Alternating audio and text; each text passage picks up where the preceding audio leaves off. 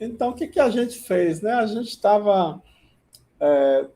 fez o balanço de tensões em um elemento de fluido e obteve a equação de Cauchy, que é a lei de Newton para fluido, que é a variação da velocidade do fluido, ou seja, ρ vezes a aceleração, é igual o divergente do tensor-tensão mais a força da gravidade, que é o resultante do balanço de fluidos. Aí o tensor-tensão, a gente viu que para sólido, a tensão ela relaciona com a deformação. Né? Aí, para vocês viram aí em física que em sistemas em que a gente pode simplificar, o tensor-tensão vira força e a deformação vira a extensão da mola, né? É um problema que você pode transformar em um problema escalar. Para um sólido em 3 dimensões, em que você não pode fazer esse tipo de simplificação, você tem que usar o tensor. E você tem um tensor deformação também. O tensor tensão é igual à constante o módulo do material vezes o tensor deformação. Para o fluido, o que é relevante não é a deformação, mas a taxa de deformação. Então, para o fluido mais simples que existe, a gente vai tentar fazer essa mesma relação, que a tensão ela é proporcional à taxa de deformação, que a gente já até fez de uma forma escalar. Escalar no sentido de só um componente do tensor-tensão, que é a lei de Newton da viscosidade, que a tensão é igual à viscosidade vezes a taxa de deformação, ou gradiente de velocidade, né? São a mesma coisa. Então, agora a gente está estudando um fluido genérico em 3 dimensões. E aí, o que a gente fez, né? A gente decompôs a deformação dos fluidos em translação, deformação linear, rotação e deformação angular. E aí a gente fez a primeira, não foi aqui, foi no... Os outros a gente vai fazer aqui, não sei se vocês estavam nessa aula.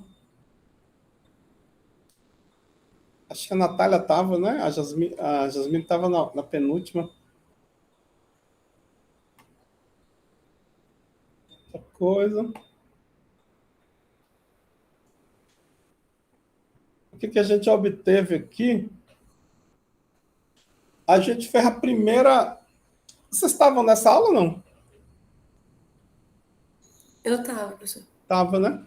Via gravação, professor. Ah, beleza. Então.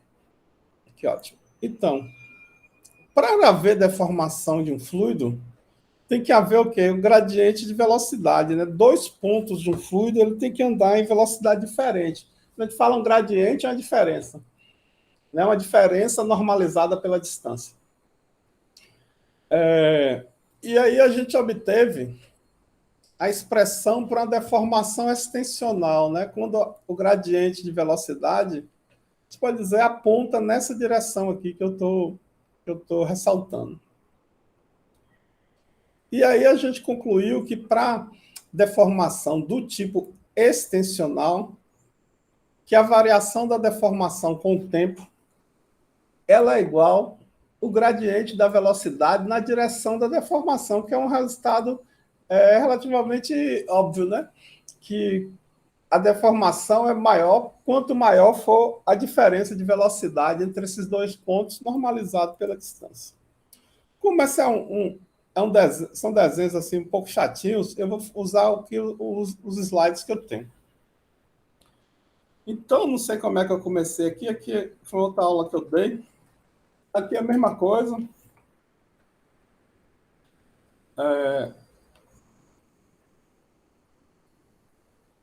Deformação do tipo extensão. E agora esse aqui é a deformação volumétrica. Deixa eu só limpar aqui. Opa, não era para sumir todo mundo. A deformação volumétrica é quando o fluido cresce uniformemente em todas as direções. Um análogo, obviamente, não é um fluido, é uma bola de soprar que seja uma esfera perfeita. Aí você sopra a bola de soprar, supondo que ela é uma esfera perfeita, ela cresce em todas as direções. Tem até um tipo de reologia que chama extensional, que é nessa... extensional, volumétrica, né? Dilatacional, que é esse tipo de deformação. É deformação igual em todas as direções. Então, se a gente pensar aqui esse quadradinho como um cubo, as arestas dele são sendo... Opa! Deixa eu só colocar aqui esse sistema de coordenada. X1, X2 e X3. As arestas dele, sendo ΔX1, ΔX2 e ΔX3, o volume do cubo é dado pelo produto das arestas, concordam? Sim. Sim. Então, a variação do volume do cubo com o tempo, ou seja, a taxa de deformação dele temporal, é a derivada do volume com o tempo, normalizada pelo volume, para eliminar qualquer efeito de tamanho. O volume eu expando, aí expando aqui o volume também, e tiro a derivada, né? Se eu pego aqui, deixa eu fazer... eu fiz aqui para embaixo. Se eu pegar aqui, essa derivada ddt de ΔX1, ΔX2, ΔX3, eu posso expandir ela pela regra da cadeia. Por exemplo, para derivar x1, eu mantenho x2 e x3 fixos, derivo ΔX1.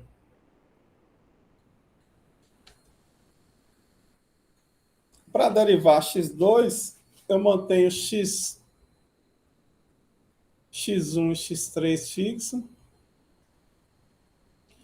derivo ΔX2. E assim sucessivamente, para o x3. Mas veja, isso aqui é a derivada de ΔX1 com o tempo. Ela é o quê? É a velocidade x1, concorda?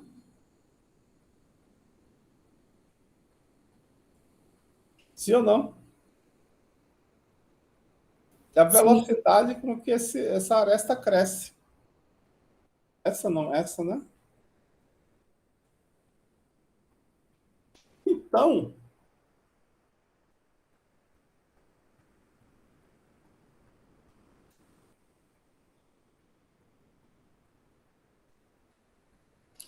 aí isso aqui também vai estar dividido, 1 sobre ΔV, né, que eu não botei.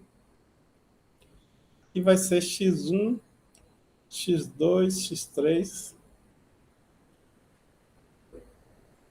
Aí eu vou cortar x2, x3 aqui e vai ficar 1 sobre x1,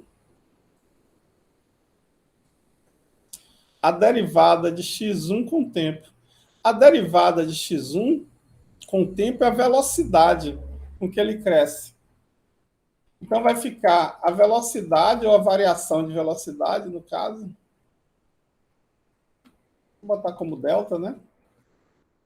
Delta de V1 dx1. Aí, se eu tirar o limite quando isso tender a zero, né? Eu vou ficar com, na verdade, derronte. Também é um resultado, apesar de ter uma deduçãozinha, é relativamente intuitivo, né? Ou seja, o fluido ele expande na direção x1 se houver diferença de velocidade entre dois pontos do fluido na direção x1. Concorda? Sim.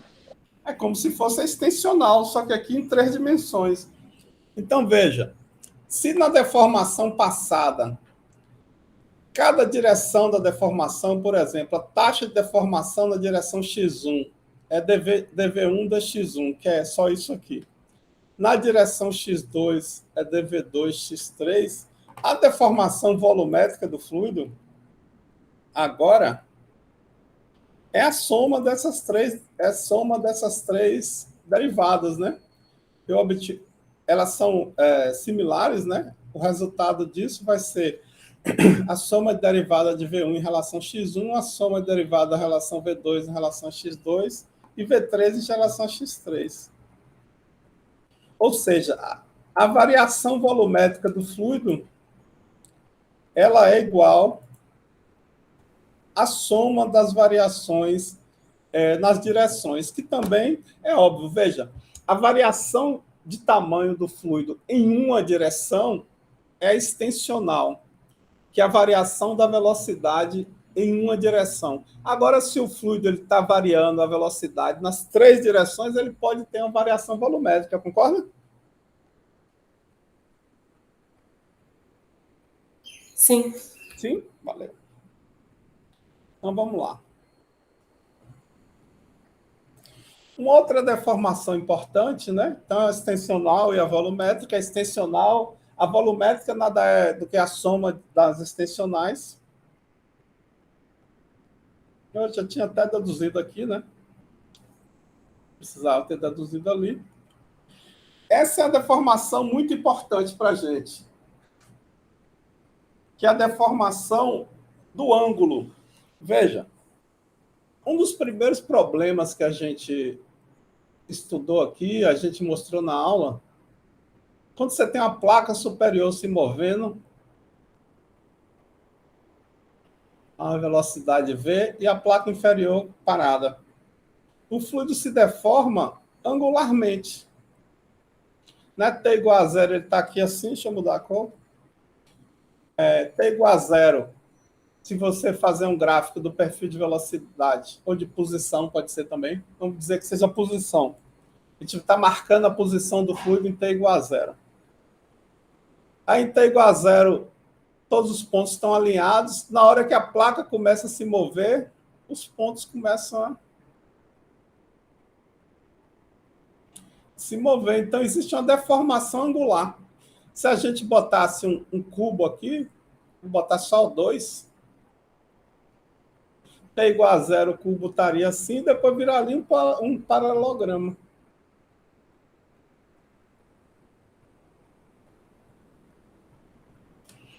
Então, essa é uma deformação muito importante para a gente, porque essa deformação, ela carrega os efeitos da viscosidade. Lembra que a gente viu com um elemento, né? Aí eu vou botar aqui, um sistema coordenado. Aí é uma tensão. Aí você põe aqui na placa superior. Aqui é um plano Y, né? Normal é YX, igual a mi dv x dy. Né? Então, os efeitos de viscosidade, eles são oriundos desse tipo de deformação que a gente chama cisalhante, né? Que são camadas do fluido andando um em relação à outra, ou seja, existe um gradiente de velocidade, né? E existe essa deformação angular no fluido.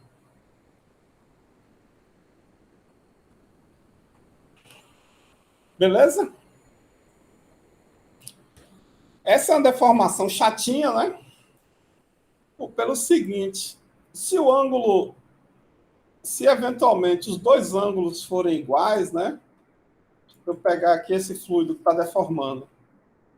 Aí tem uma deformação aí, porque a placa ela é toda simétrica, né? Mas não precisa ser simétrico, não precisa ser simétrico o problema. Se esses ângulos forem diferentes, esse movimento é cisalhante.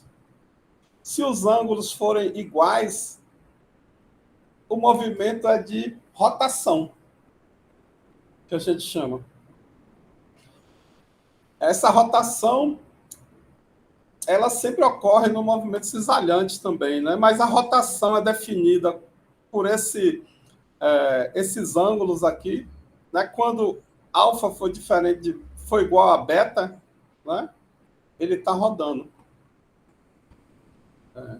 Veja, essa aqui é a deformação média, né? É uma deformação angular, que a média é alfa mais beta sobre 2.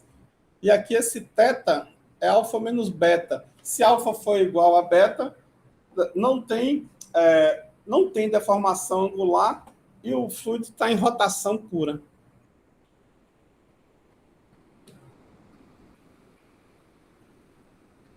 Esses movimentos de rotação não são importantes assim para a gente, engenheiro de processo, né? Profissional de processo. É uma deformação chatinha de fazer a dedução. E está aqui, né? Veja. Vou pegar aqui meu... Você tem agora aqui um fluido, né? Que é esse quadradinho aqui azul. Que ele tem um ponto dele aqui, que ele tem velocidade nas duas direções. 2 componentes de velocidade, né? O 1 e o 2. E aí, quando você anda, a aresta do fluido, quando você anda de ΔX1, que é essa direção aqui, o outro ponto do fluido, daquele elemento inicial da gente, será ABCD, AB, C, opa, B, C, D. Ele tem uma velocidade diferente, dada por uma série de Taylor expandido nessa direção x1. E esse ponto aqui em cima, a mesma coisa, ele tem velocidade igual ao ponto de referência, mais expansão da série de Taylor na direção x2. Então, veja, esse ponto aqui, ele anda U1.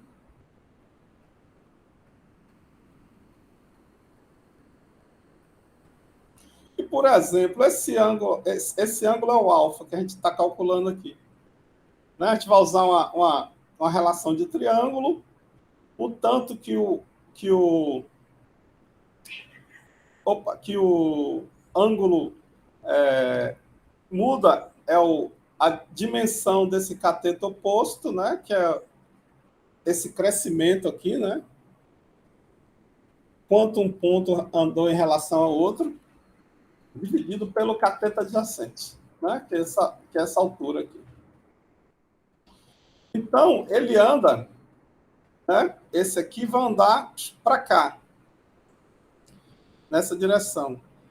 E esse aqui também nessa direção. Esse ponto aqui andou 1 ΔT, e esse ponto aqui andou 1 dx1, dx2, a expansão dele em série de Taylor, nessa direção. Então, a gente vai calcular a distância entre esses dois pontos, né, enquanto eles andaram, e dividir pela dimensão do cateto adjacente. Se essa deformação for pequena, a tangente de alfa é igual ao próprio alfa. Então, para o beta similar, né, a tangente de alfa é igual ao próprio alfa. Então, a gente vai substituir a taxa de deformação angular, ela é definida como a média desses dois ângulos, a variação da média desses dois ângulos com o tempo. Então, a derivada, a gente vai tirar o limite ΔT tende a zero dessas duas somas aqui e dividir por 2. Então, se a gente fizer essas contas para 2 dimensões, que eu fiz aqui, né? Se fosse para 3, seria mais o 3.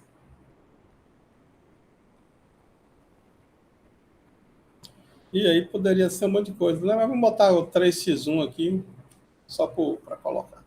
Mas veja, e tem como resultado o seguinte, que é também um resultado óbvio. Para que haja deformação angular, se a gente pegar aqui x1 e x2, e esse ponto aqui é o 1 e o 2, né? E aqui o 1 é a componente nessa direção e o 2 é a componente nessa direção. Para que haja deformação angular, tem que haver uma variação da velocidade nas direções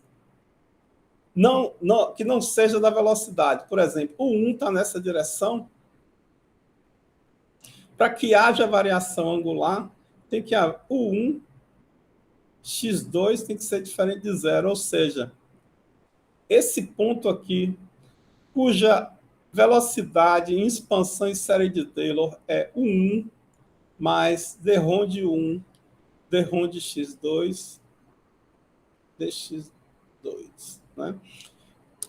Ele vai andar a velocidade diferente desse ponto na direção do cisalhamento se esse valor aqui for diferente de zero. Beleza? Ou muito viajante?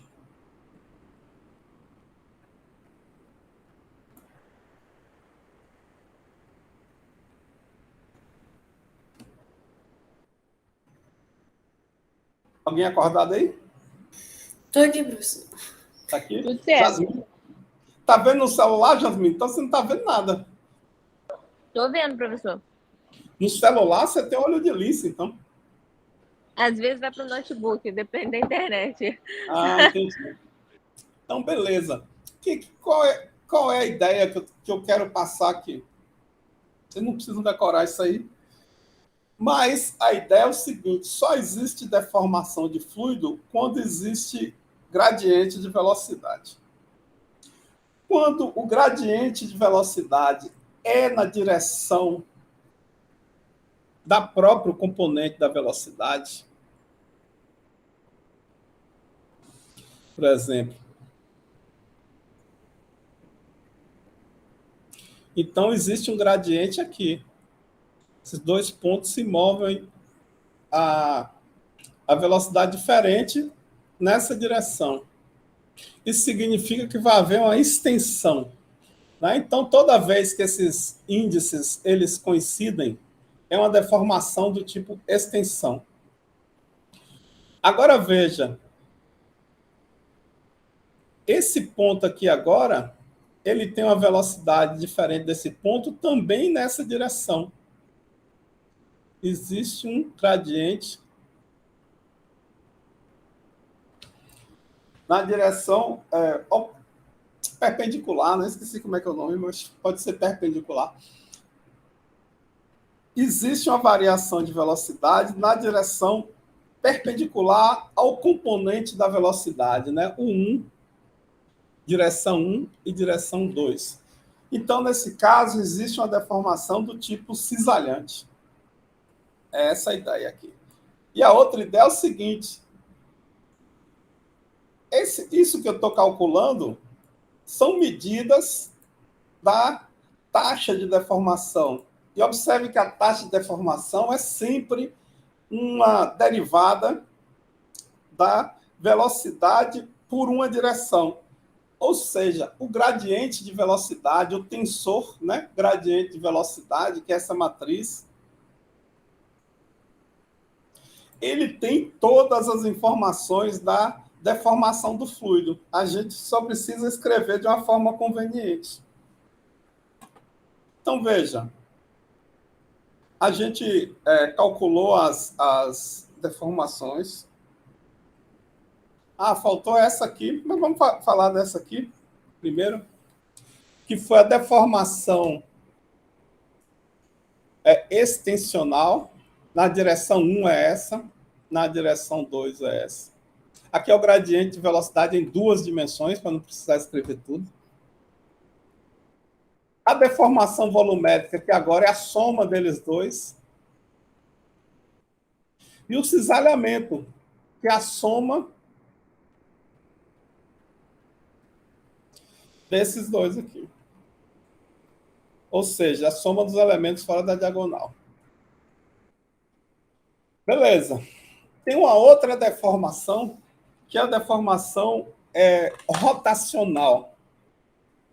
A deformação rotacional, ela vai ocorrer quando a diferença dessas derivadas for diferente de zero. Né? Veja, se esse componente aqui estiver rodando, girando com a velocidade desculpa. Se essas derivadas forem diferentes de zero, o fluido vai girar, né? Eu não fiz a dedução desse, né? Mas aqui é importante o seguinte: esse vetor aqui, que a gente chama de vorticidade, que mede o componente rotacional do fluido, ele é calculado pelo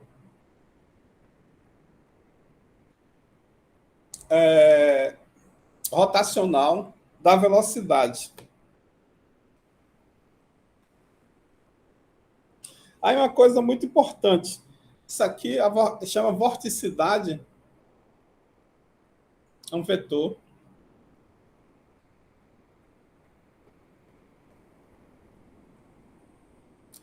mede a rotação de uma partícula fluida.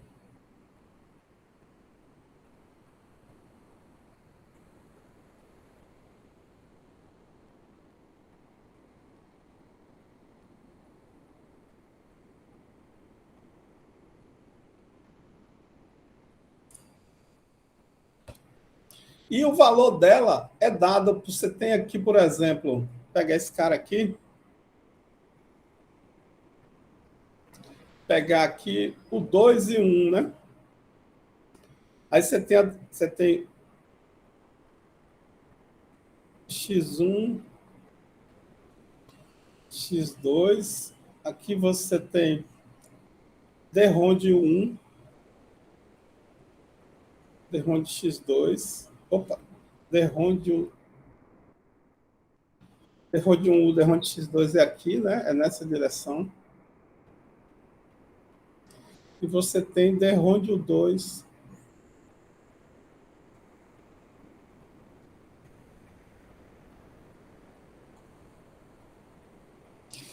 Se esses gradientes forem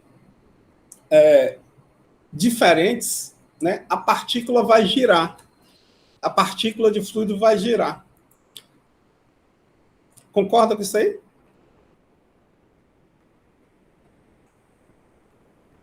Sim, professor. Sim? Então, veja.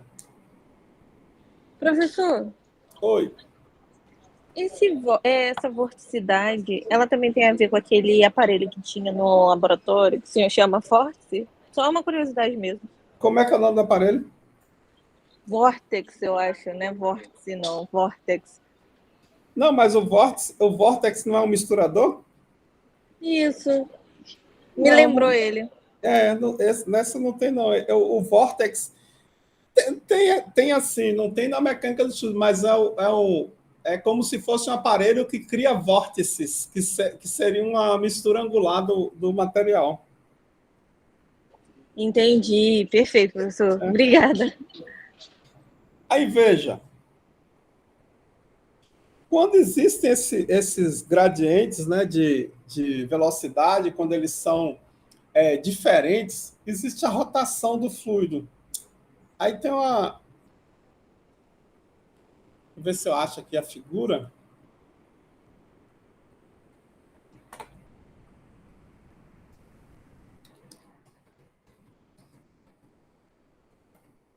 Como é que é o nome? É camada limite, boundary layer.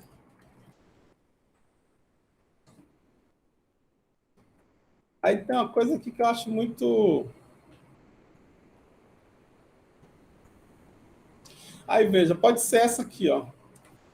Que é uma coisa importante. Veja, isso aqui é um problema que a gente vai estudar muito. Ou muito não, razoavelmente, que é mais um problema de aerodinâmica, não é bem um problema de processo, mas é um problema interessante. Aqui vem um fluido. Esse fluido encontra uma placa parada.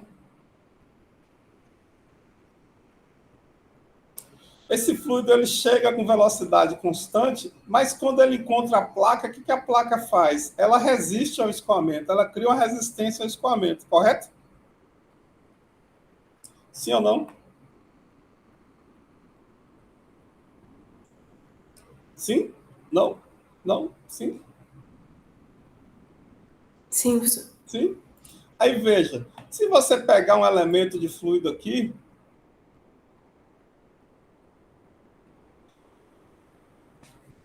todos eles estão com a mesma velocidade, então não existe aí cisalhamento nem rotação.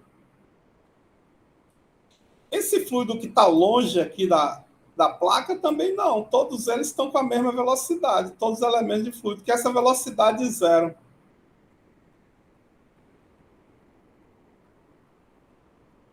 Mas esse fluido que está aqui em contato com a placa,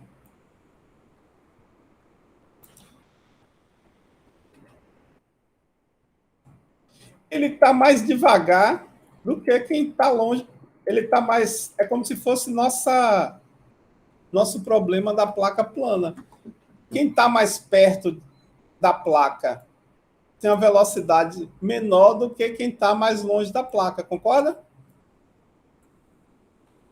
Sim, Então, professor. então esse fluido ele tem uma deformação angular. Então, essa deformação angular, por que ela ocorre? Não é por causa da placa, mas por causa da placa é pouco, porque a placa desacelera o fluido através da transmissão da tensão, que é feita pela viscosidade. Se o fluido tivesse viscosidade zero, que é o fluido invícido, é uma idealização da mecânica dos fluidos, a placa não influenciaria no escoamento. Então, veja, essa deformação angular causa a rotação e a deformação cisalhante, ela é uma marca do escoamento viscoso. Inclusive, quem estuda aerodinâmica, ele estuda esse escoamento, ele divide em dois. Ele estuda aqui,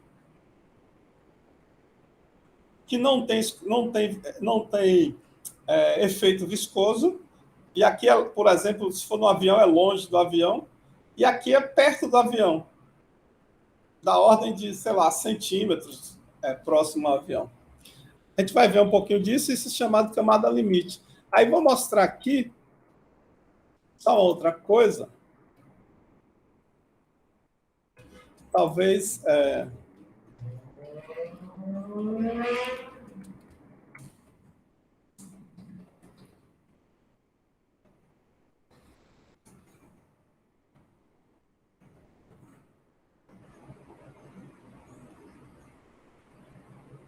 Eu queria o filme completo, né? Agora aparece um monte de... Veja, vamos começar por esse aqui. Esse é um escoamento rotacional, mas o fluido não está girando. É um escoamento em que não existe deformação rotacional do fluido, apesar da geometria estar girando. Ó. O fluido está se movendo na direção θ, né? Em coordenadas cilíndricas, mas todas as partículas do fluido têm velocidade, vamos chamar iguais, né? Não é igual, mas no mesmo raio elas têm velocidades iguais. Lembra quando a gente tira a derivada do gradiente no coordenada cilíndrica, a gente divide pelo raio, né? Então aí o gradiente não existe de velocidade. Agora esse aqui, deixa eu ver. Esse é um pedaço do vídeo que eu queria mostrar, né? Rotating about its axis, the velocity... Esse é como se fosse o escoamento naquele aquário que eu mostrei, né? Tá todo mundo com a mesma velocidade angular, vamos dizer assim, né? varies directly with the radius. Veja, Obviously, aí ele botou um palito, isso é muito interessante. O palito não gira. lines or sticks, either tangential or normal to the streamline, Tá? will rotate just as they would in the vortex filaments seen before. Agora, ele depois vai botar como se fosse esse aí é o corpo externo girando com fluido dentro, e agora ele vai botar depois vai botar como se fosse um agitador, né? If the velocity varies inversely with the radius, Veja, agora o mesmo escoamento de um agitador. Existe um agitador aqui atrás. Não é mais o aquário movendo. É como se fosse um liquidificador. A parede do aquário está parada e tem uma hélice dentro. as it tends to do in the field of flow surrounding a vortex filament, whether above a drain or in a tornado, a line Aí or veja, stick in the o palitinho de fósforo gira. tangential direction will tend to rotate in the opposite sense from one in the normal, but at the same rate. Opa, de longe assim ele está girando um pouco, né? Mas está Two girando. perpendicular sticks fastened Esse é melhor para ver. together will then not rotate at all. Opa, está longe ainda, né? Such flow is called irrotational. Veja, aqui é como se fosse a placa, né? Que a placa é o efeito viscoso. O efeito viscoso está aqui muito perto, né? Então, quem está longe não está sentindo o efeito viscoso.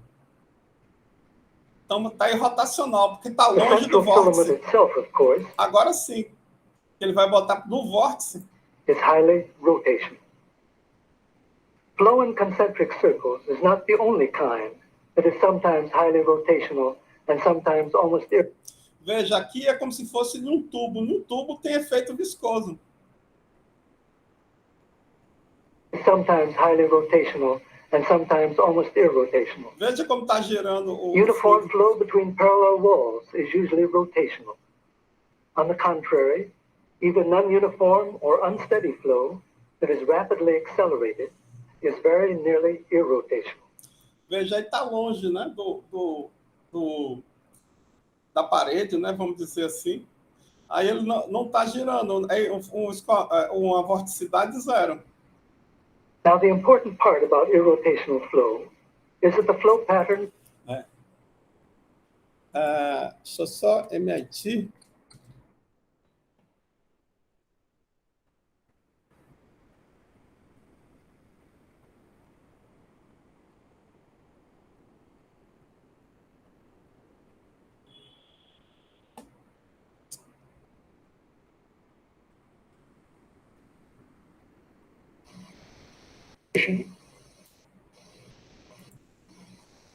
of fluid is tethered by lines parallel and that fluid in Aquele ali tá bom.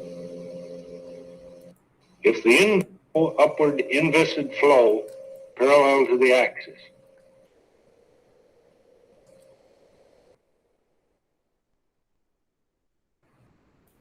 Deixa eu ver se é só aqui que eu... Leg of the cross begins to turn clockwise.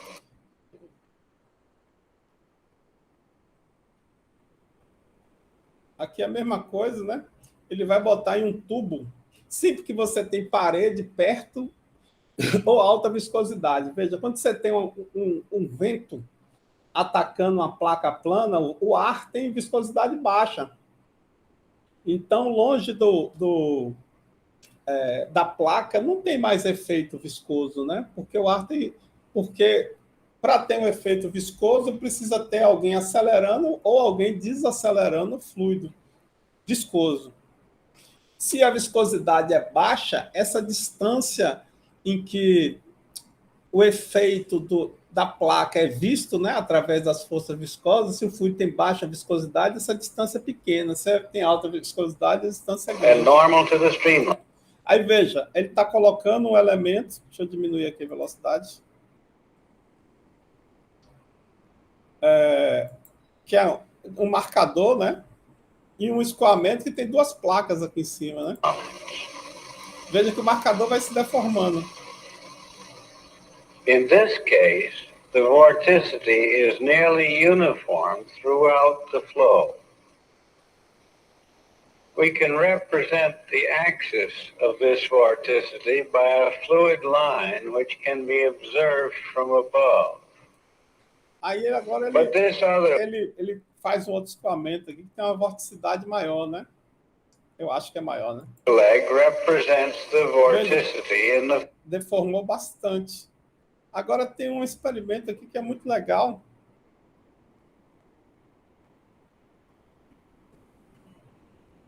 Deixa eu ver se eu acho. Que é quase um medidor de vorticidade. Ah, perdi esse. Eu não anoto as coisas, aí eu acabo perdendo. Que é Deixa eu ver se eu acho aqui. Que ele coloca tipo uma biruta no fluido. Ah, tem um aqui de vorticity, né? Pode ser esse. Uniform across the boundary layer. Veja, aqui ele está explicando que quando você tem um perfil de velocidade, os efeitos viscosos são vistos aqui perto da parede, né? Onde está havendo a deformação do fluido. É esse aqui mesmo. Aí ele vai botar uma espécie de biruta como medidor de vorticidade. Velocity is present. The velocity gradient is strongest near the wall, and so is the gradient of stagnation pressure. In this run, with a vorticity Aí, em vez disso aí, tem uma seta em cima, né? Aí a seta vai girando, né? Está dentro do fluido, como se estivesse medindo meter near the a wall, rotacional da the rate of spin velocidade. is quite large. É muito legal esse experimento. Here, with the vorticity meter further out on the boundary layer, the rotation Ele põe, no primeira corrida, ele põe o medidor perto da parede. Aí veja como ele gira mais rápido. Na segunda, ele põe o medidor longe da parede. Aí o perfil de velocidade, né, aqui perto da parede, deformado pelo efeito da parede, aqui longe da parede, não deformado. is present. The velocity gradient is strongest near the wall, and so is the gradient of stagnation pressure. In this run, with a vorticity meter near the wall, the rate of spin is quite large.